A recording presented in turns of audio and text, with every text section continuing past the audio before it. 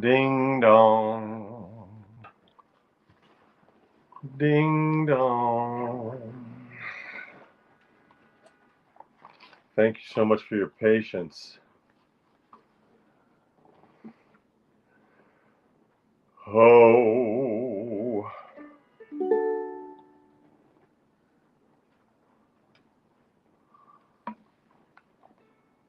Okay, you've done enough tonight. You've done enough. You're going to hear. We've had a little bit of chaos.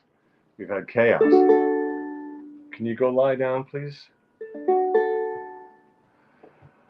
Oh, give me a home where the buffalo roam, where the deer and the antelope play, where seldom is heard a discouraging word, and the skies are not cloudy all day, all day. Home, home on the range, where the deer, yeah, the deer and the antelope play, where seldom is heard a discouraging word, and the skies are not cloudy all day. Home, home. Oh, do I look frazzled? Is that right? Do I look frazzled? That's because I'm frazzled. I'll explain. All right, I have all the dogs assembled around me. The doggies are here. Gornamonts is right here to my right. Hildy's straight ahead of me. Fafi is licking my foot, which I think my foot right at the moment smells like instant coffee because of a... Hildy, do you want to go upstairs and take a nap? You can go upstairs and take a nap while we do the show. You've done quite enough. She got into a little bit of mischief. Oh, Gornamonts, are you saying hello? All right, there we go. And a little bit of dog attention. Hildy, do you want to come up also? All right, this is becoming the dog show. Hildy, come on, come on. You want to step up? Step up. Hildy, come up. Okay, there we go. We got the double dog situation. So I went out to the opening of my friend Doug's show. My friend Doug had a, wait, what is TMI? Why TMI, Leslie? Please explain yourself. Those kind of barbed little comments can be quite distracting, I have to say. I went to a friend's, I welcome the comments, but please elaborate so you don't just drop little bombs like that. That would be my preference. No, I know what it stands for, but I mean, what's too much information? I mean to drop a little. Oh, there wasn't stinky socks. There was no stinky socks. She was licking my foot, which had instant coffee that had been spilled on it. Because the dog. Okay, I'll tell you what happened. So I got home from going to this opening. My friend had an opening. I recommend this show very very highly with all of my thumbs. All of my thumbs up. My friend Doug, he has a show at the Sugar Hill Museum. It's on 155th and St. Nicholas. The opening was tonight. I went to the opening, and before that I went to a script reading. A friend of mine wrote a script for a comedy short, and so I was reading a part in that. What it meant was that I had several back-to-back activities in Manhattan, and I had to leave the dogs here alone. So I rearranged everything. It's not ideal for a puppy to rearrange the schedule and rearrange what's going on. Basically, I had a choice to make. First of all, was I gonna hold off and feed them late? That was one choice. I decided to feed them early and walk them. That worked out fine. And then the other question was I gonna put Hildy in the crate? Because in theory we're still crate training her, but the last week she really hasn't been in the crate. So I decided to leave her out. So here's what she did. I'll start with this. So when I got home, everything was fine as far as her bodily functions. But here, this used to be the pocket Thich Nhat Hanh, the pocket Thich Nhat Hanh. You know, it's from this series of little Buddhist books. This is the pocket Pema Chodron, and I had the pocket The Art of War. I think Lao Tzu. So she chewed on these and did some serious damage to them. So they're probably going to be recycled. Yeah, book damage, but it's not that big a deal. Here's the problem though. Here's interesting. And it's interesting that she chewed on these Buddhist books, because I need to chew on these Buddhist books a little bit more also. Because what happened was I walked in, I saw that there was book destruction. I took the dogs out for a walk. I came back in, assessed the book damage, and I was totally calm about the whole thing. I was calm, like this is okay. She's just a puppy being a puppy. And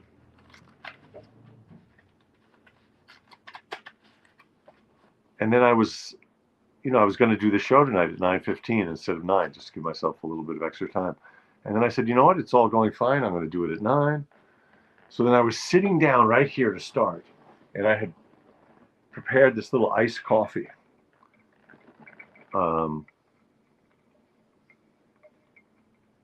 Movement Voter Project, movement.vote. I prepared this little iced coffee. I set it down, and she knocked into it, knocked it over. It went flying, ice cubes, coffee running under the chair, up against the bookcase. And I lost my temper, and that was not cool. It was not nice. I raised my voice. She got scared. I think it made me feel bad, because I feel like maybe the home she was in before, maybe there was someone who would raise their voice. That was just not good. So then I cleaned up, and here I am doing the show. So it all worked out. It wasn't a big deal, but the interesting thing was the ability to kind of see a chaotic situation that could be upsetting and just be totally relaxed about it, and just say, well, obviously the dog isn't doing it on purpose. There are reasons for that behavior, which we'll figure out. I have to put the books away. If we go away for many hours, or this was just 3 hours, 3.5 hours, but she'll have to go in the crate. So I was able to be totally chill about that. But then when she knocked over the coffee, suddenly that was not good.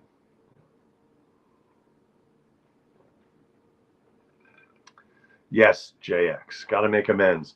The good thing is that dogs don't hold a grudge. I think she's already just relaxing there. But yeah, so about her taste, about Hildy's taste in literature.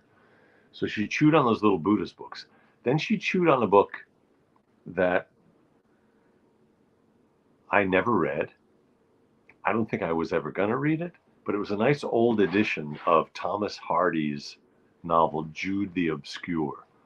Jude the Obscure by Thomas Hardy. I've never read any Thomas Hardy. I have some of his books. I've intended to read some of his books. And then she really chewed it. She made like a kind of shred out of it, but it was very old, and I think probably it had a nice aroma to it as a really old book.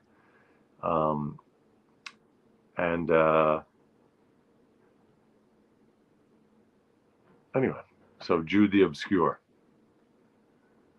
Oh, also she chewed up a book of Wagner libretti. So it's the Wagner librettos uh, in German and in English. That was also one that I was not really going to be spending any more time with. So that book, that was fine to recycle that. And then, but this was a little bit. I have this old book of it's like banjo, guitar, ukulele, an old book. So she did a little number on that. The book is fine. The cover got messed up, and then she took just a little corner out of the Elvis book that I like to play some songs out of. So she showed kind of eclectic taste in her reading. Um,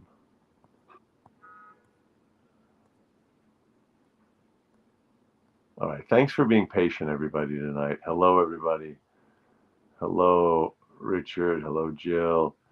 Hello, Leslie. I hope I didn't scare you off with my reaction. Um, hello, Mom. Hello, Father. Hello, Donald. Nice to see you. Thanks for stopping by. Hello, Kathy. Um, hello, Neurogeezer. Yeah, separation anxiety. Yeah.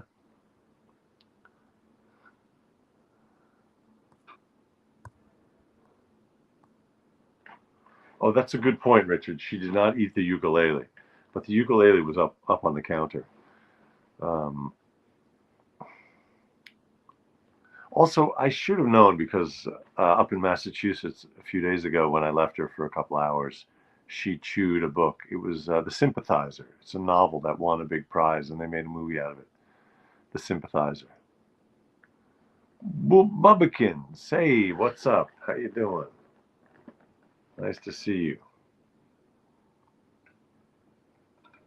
The good news is that the Elvis book is totally intact. She just took a little corner uh, out of the cover. Oh, thank you, Leslie. Thank you. You allayed my concerns.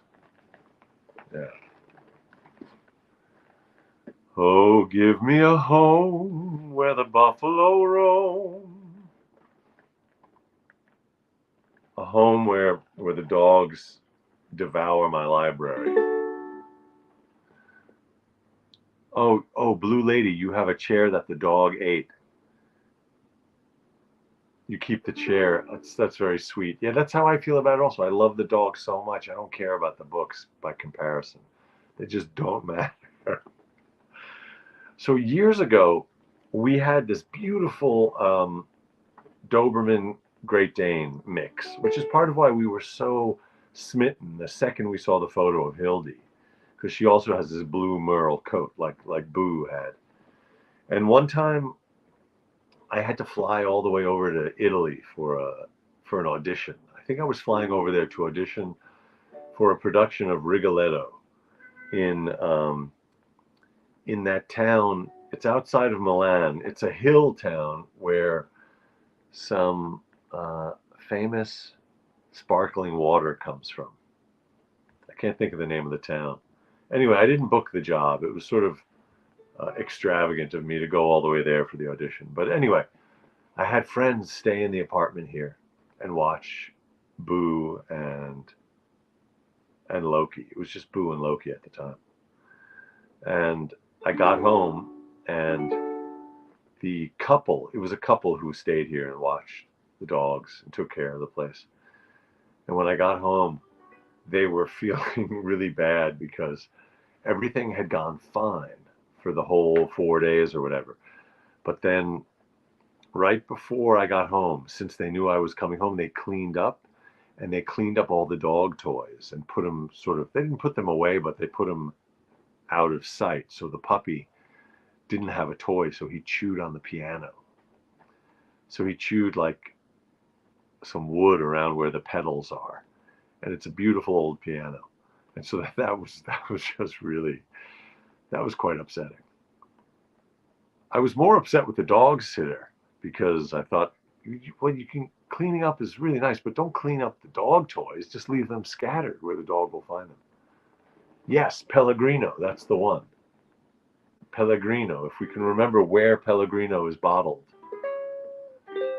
Yeah, but we were able to get that wood. That wood got repaired, and it was all good. No lasting damage. Again, the dog is so beloved, and that's such a sweet story you told, Blue Lady, that you have the. I want to see that photo of the chair that the dog chewed on. The dog is 8 years gone, but you still have the chair. I can totally relate.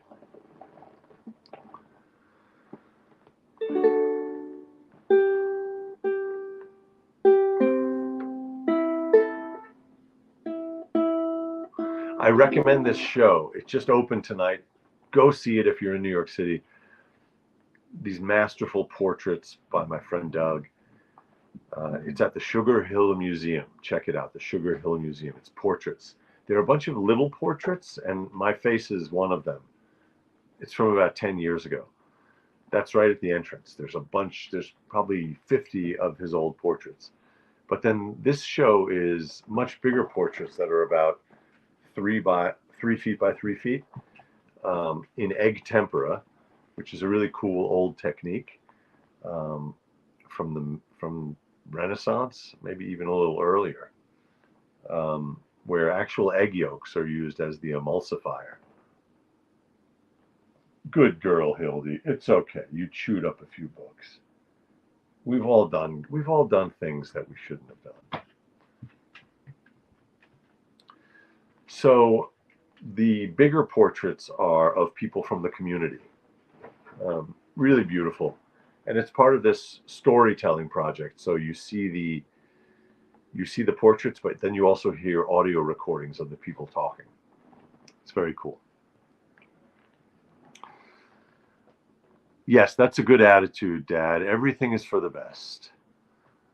That's if one can get on board, if you can get on that train, you're going to live a happy life. The Sugar Hill Museum. Check it out. Oh, and if you can't check it out and you're awake, check out Doug's art.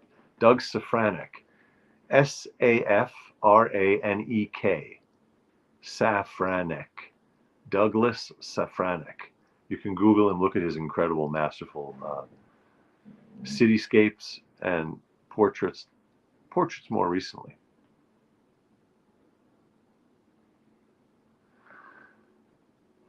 Leslie, I could not agree more. Dogs are innocent. If they misbehave, the blame, if you want to blame, absolutely blame the human. So yeah, I definitely did some things that I should have. Oh, I signed Hildy. Hildy and I have been signed up for Safranek. Yes, except it's a, thank you, Jay, except it's an F instead of a PH. The spelling is exactly right, but it's Doug Safranek with an F. The show is going to be up for a couple of months, but check out his work. Oh,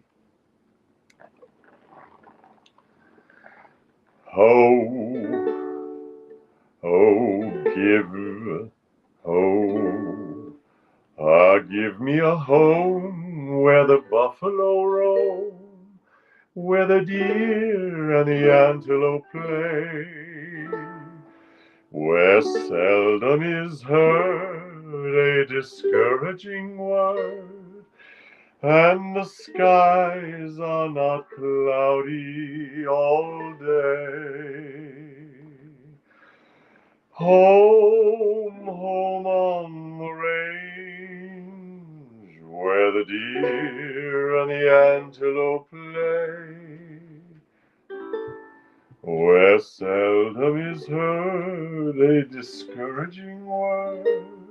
Hildy, are you discouraged? Come here. Come here. Are you feeling discouraged? Don't be discouraged. It's all good.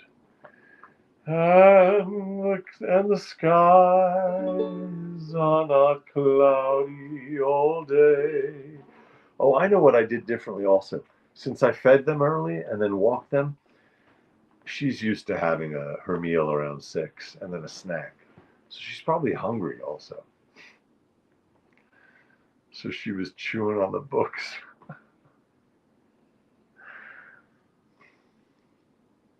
Oh, it's sad. Thank you, Jay. Yes, that's how you spell Doug's name, Safranik.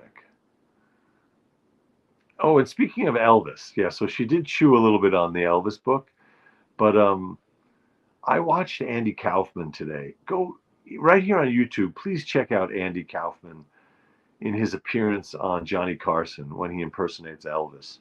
It's really just incredible. It's virtuosic and it's incredibly funny. It ends with a bongo act. It's just he was obviously an original. No one more original than that guy. Even in doing he sings Hound Dog, and he sings another one. There's another video of him doing his Elvis impersonation where he does the song that he does the intro where he just suddenly is talking exactly like Elvis, and he's talking about going into a recording studio in Memphis, I guess, where for $4 anyone could record a record. So he records a song or two for his mom. Oh, it's that song about, I did the song once. It's that song about, it's a song that it's an advice song. It's advising you not to bring your best friend into your relationship. If you're having a romance, it's best not to introduce your friend to your girlfriend because he's gonna, he'll steal her away. It's that song. It's incredible. Oh, Mary, you saw that. Yeah. Oh, and Dawn, yeah. It's brilliant. Oh, here's a really old song from 1909. We talked about this on the show a month ago. Ed Madden wrote the words. Gus Edwards wrote the music, and it premiered in 1909 in a show, a short-lived show called Miss Innocence. It ran from September 27th to October 9th, just a couple of weeks on Broadway. Miss Innocence, starring Frances Farr. So she first sang the song.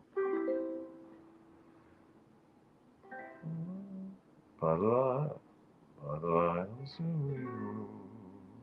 want a spoon, my honey, who loves you. By the light of the silvery moon, I want to spoon. With my honey I'll spoon, I'll croon love's tune. Honeymoon, keep a shining in June. Your silvery beams will bring love's dreams. We'll be cuddling soon by the silvery moon.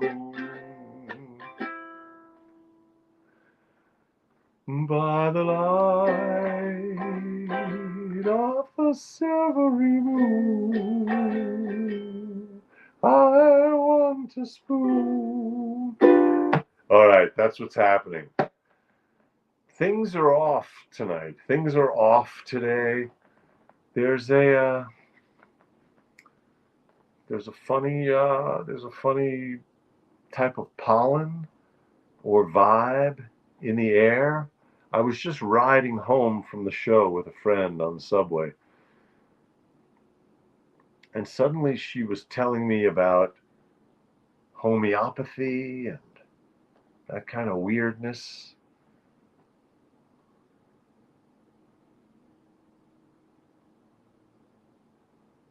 And natural disasters. I don't know. There's something. It feels like something weird is going on. Oh, Leslie, that's great. You were singing. You were harmonizing with that. I wish we could hook you up to a mic. Yeah, it was an early Broadway. Well, it was an early Broadway flop. This show, Miss Innocence, but the song was a hit. The song is with us 100+ years later.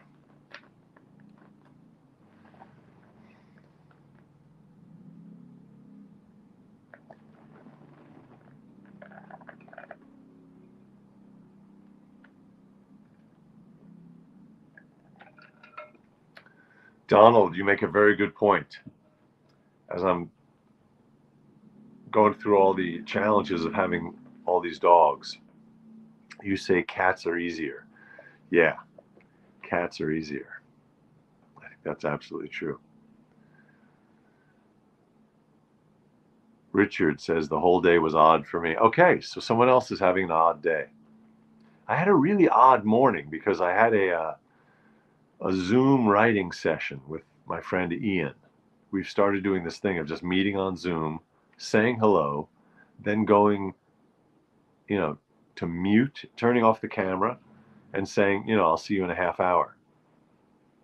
And then just writing, working on our own thing, but knowing that someone else is with you on the clock, which is kind of helpful motivation-wise and discipline-wise.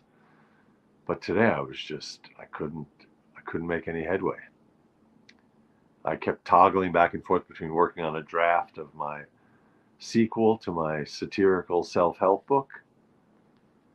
I've had that draft in a state of almost completion for quite a while.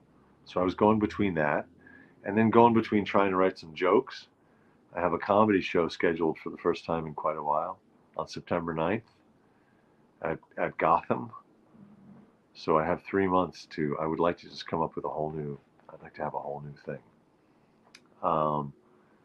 And then the other subject I was interested in writing about, but I didn't get into was, what am I doing here? What is this show about? And what are all those TikTok videos that I've been posting with Ian? When I say, what is it for? Well, this show is something else, but what are those things for? What is this drive and this mania that has taken hold of so many of us humans lately to attract likes and clicks and attention? It seems unhealthy in some fundamental way. If the work that you're doing, if the thing that you're doing on camera has some value, if it feels meaningful, if it feels exciting, if it's fun, if it gets some laughs, if it has some substance, then great. And then the whole idea of how big is your audience and how many people watched it and how deep is your love and how high is the mountain and all that stuff, it really needs to be beside the point. Which is the case with this. But with those TikTok things, I've jumped into this stream of humanity clamoring for, I don't know what it's about. So I was going to write about that. I was trying to write about that, but I didn't have anything to add beyond my feeling perplexed by why I'm doing it. Yeah, but I think there might be a reason. Oh, I know what the reason was. The reason originally was with those TikTok videos and posting them to YouTube, show snippets of my work from TV shows or from stand-up or from other places, just random thoughts. And in part to build a bigger audience for this very show. So that was the idea. So you have to keep the idea in mind. Anyway, so then tonight at the show, at Doug's show at the Sugar Hill Museum, I then thought, oh, I could do a video right here. So I did a little video of me talking with some involvement of the portraits, but then I thought, what am I doing? I'm here at this show, and then I'm doing a video about this show it just seems like a kind of a pollution. It can be a pollution.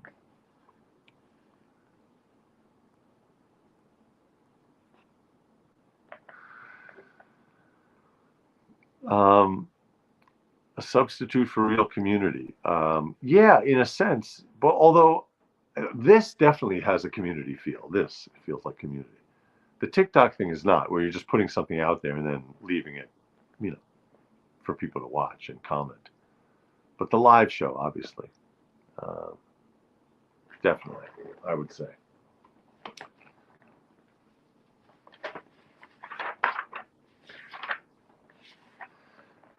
I've wanted to get rid of a bunch of my books. I had the idea, I was unable to find the organization, but I wanted to find an organization that would allow you to donate your books to prisons, because I know prison libraries are underfunded, and books in a prison could be a real lifeline. But I couldn't find the place to do that. So I do have this idea of getting rid of. I have lots of books, getting rid of some of them. So Hildy did me a favor tonight by moving some of my books from the unread and not to be read, not yet read and never to be read pile into the recycling bin. So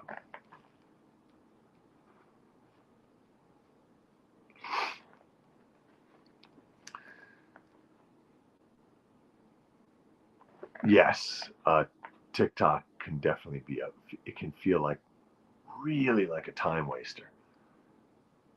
The other annoying thing with TikTok is I think they're starting to learn that I'm not interested, but they were sending me so many videos about meat, about preparing meat, about eating meat, which is really weird. It's something I don't do. I'm not interested in. I find it kind of gross. And they just kept coming out with meat videos.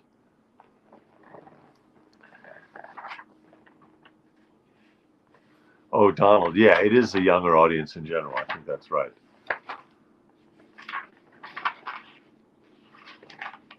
Oh, I mentioned it. Let me just mention it one more time before we wrap up. I am gonna this week is approaching its end, but so tomorrow or Friday, that's the plan, to bifurcate this YouTube thing. So I will have one channel devoted to this show. So there will be a no-show channel. And then the other channel will be for my promotion stuff. Look at this. This is like that show where, is it Gates? Where that professor sits you down and shows you your genealogy from a sample of your DNA. Right here on this show, people are discovering they're related to each other.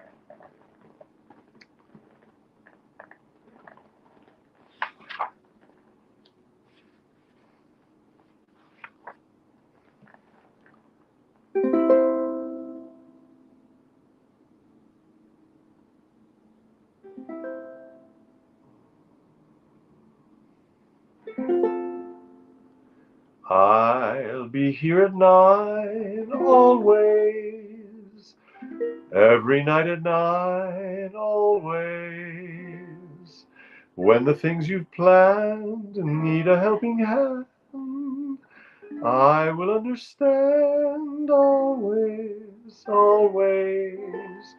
Days may not be fair, always. That's when I'll be there always. Not just for an hour, not just for a day, not just for a year, but always, always. Always here at 9, every night at 9. Tonight was 9:05, but things happened. Thank you for tuning in. I am Ethan Hirschenfeld. This is the No Show. This has been the No Show for Wednesday, June 5th, 2024. Thank you for being here. Thank you for your eyes and your ears. Come on back. Come on back real soon. See you tomorrow night.